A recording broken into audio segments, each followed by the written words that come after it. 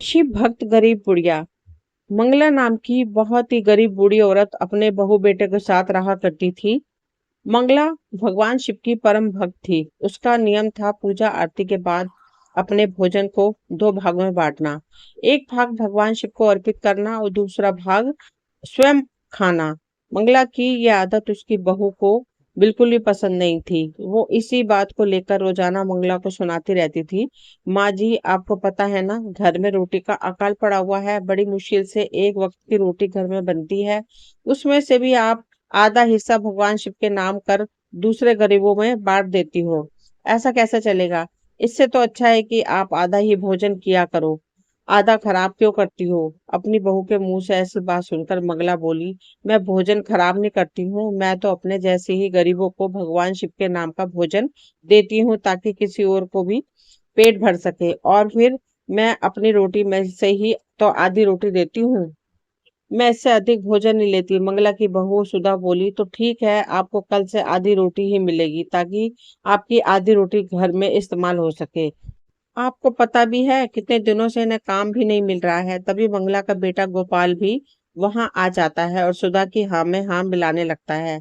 माँ, सुधा ठीक कह रही है। अपने हिस्से की आधी रोटी खाकर तुम क्यों भूखी रहती हो? गलती तुम्हारी है माँ। हम तुम्हारे लिए सोचते हैं कि तुम अपना पेट भर लो और तुम हो कि भगवान शिव का नाम लेकर बांटती फिरती हो। लाओ सुधा, मुझे भी कुछ खाने को दे दो। सुबह से दिमाग खराब हो गया। कहीं भी कोई काम नहीं मिल रहा। पता नहीं घर कैसे चलेगा। सुधा ने दो रोटी पर थोड़ी सब्जी रखकर गोपाल को दे दी। गोपाल ने रोटी खाई और खटिया बिछाकर सो गया। गोपाल का रोजाना का यही नियम था। उसे अगर काम मिलता तो थोड़े पैसे ले आता, नहीं तो घर में कुछ भी नहीं बनता था। सावन मास प्रारंभ हो चुका था। मंगला ने सावन सोमवार व्रत रखना प्रारंभ किए। मंगला सुधा से कहने लगी, बहू, आज सावन का पहला सोमवार है। रसोई से थोड़ा आटा दे देती तो मैं थोड़ा चूरमा बनाकर भगवान शिव को भोग लगा देती। सुधा कहने लगी, आज घर में खाने को कुछ भी नहीं है, आटा भी खत्म हो गया है। मंगला ने पूछा, आज गोपाल सोकर नहीं उठा है? अक्सर तो वह जल्दी उठ जाता है। सुधा ने उत्तर दिया, पता नहीं, बोल रहे हैं सर में बहुत दर्द है और ठंड भी लग रही है। लगता है बुखार ना हो गया हो। क्या बुखार? मैं देखती हूँ। ऐसा कर मंगला गोपाल के कमरे में जाती है। गोपाल बेटा, गोपाल बेटा, क्या हुआ? बेटा, तेरी तबीयत ठीक नहीं है? गोपाल बिस्तर पर लेटा हुआ था। वह बोला, हाँ, बुखार लग रहा है, इसलिए काम पर भी नहीं जा पाऊंगा। कैसे काम चलेगा? सुधा बोल रही है, घर में खाने का भी कुछ नहीं रखा। मंगला कहने लगी, तू चिंता मत कर बेटा, मैं देखती हूँ, कहीं से कुछ इंतजाम करती हूँ।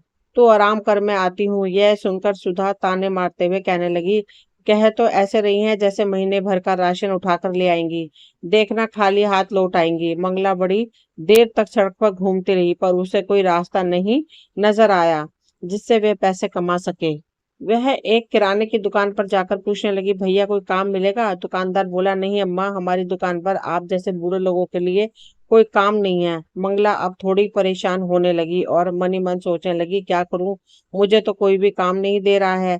हे शिव शंकर, मेरी मदद करो। वहीं पास में मोहनलाल जी का घर था। आज उनके यहाँ सावन की पूजा थी और तबीयत खराब होने के कारण उनके यहाँ खाना बनाने वाली नहीं आई थी और उन्हें खाना बनाने वाले की जरूरत थी जो प्रसाद के लिए खीर पूरी बना सके। इतने में ही काम की तलाश करते हुए मंगला वहां पहुंच जाती है और पूछती है, बेटा कोई काम मिलेगा?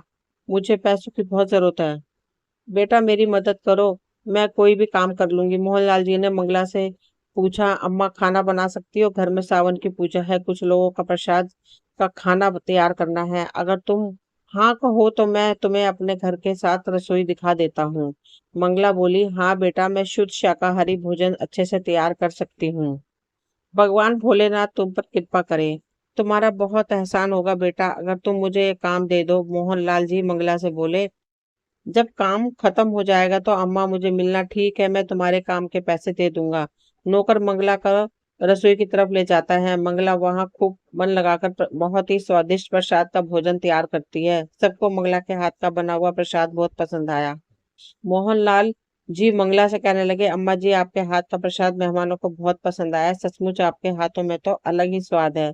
मंगला बोली, बेटा सब भगवान भोलेनाथ की कृपा है। मैंने तो बस उनका नाम लेकर प्रसाद बनाया था, बाकी प्रसाद में स्वाद तो भगवान का नाम लेते ही आ जाता है। कार्यक्रम के समाप्त होने के बाद मोहनलाल जी ने मंगला से कहा, अम्मा जी, मेरी तरफ से आपके लिए उपहार स्वरूप लिफाफा रखिए। आप मेरे से उम्र में बड़ी हैं, मैं आपके बेटे की तरह हूँ, इसलिए आपको दे रहा हूँ। मंगला बोली, भगवान शिव का आशीर्वाद तुम्हारे परिवार पर हमेशा बना रहे। मंगला को सचमुच उस समय उन पैसों की बहुत जरूरत थी। उसकी आंखों में खुशी के आंसू थे। भगवान शिव ने उसकी प्रार्थना सुन ली थी। मोहनलाल की पत्नी मंगला को ढेर सारा प्रसाद पैक करके देती है। मोहनलाल ने मंगला को भी जो लिफाफा दिया था उसमें 5100 रुपए थे। उस रसोइये ने भी मंगला को अलग से पैसे दिए। इसी तरह वहां उपस्थित ही सभी लोगों ने मंगला को इनाम में रुपए दिए। मंगला ढेर सारा प्रसाद और नगद रुपए लेकर घर पहुंचती है। सुधा की खुशी का ठिकाना नहीं था। बहुत दिनों के बाद आज उसे पूरी पकवान खाने को मिले थे। सुधा बोली, अम्मा जी, आज मैं भगवान शिव की भक्ति को मान गई। आपने हमेशा अपने से पहले भगवान शिव के बारे में सोचा और आज जरूरत के समय भगवान ने आपकी इतनी मदद की।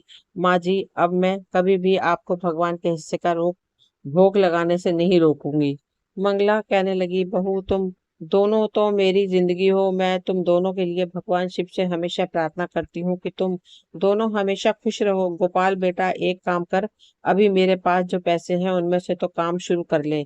तेरा राशन की दुकान खोलने का बहुत मन था ना, तो क्यों ना तू राशन की छोटी सी दुकान खोल ले। मेरी मदन हलवाई से भी बात हो गई है, वह तुझे बीच बीच में खाना बनाने के लिए बुलाते रहेंगे। तू पैसों की चिंता मत कर, बस तू अपना व्यापार जमा ले बेटा। मंगला की बात सुनकर गोपाल की आंखों में आंसू आ जाते हैं। गोपाल और सुधा दोनों मिलकर मंगला के पैर छूते हैं और आशीर्वाद लेते हैं। माँ माँ होती है, वो अपने बच्चों के लिए अपनों से भी पहले सोचती है। ये बात गोपाल और सुधा को समझ आ गई थी। दोस्तों, ये कहानी यहीं तक थी। मुझे उम्मीद है आपको पसंद आई होगी। अगर पसंद आई हो तो प्लीज लाइक शेयर सब्सक्राइब करें। मिलती हूँ अगली कहानी में, तब तक के लिए थैंक यू।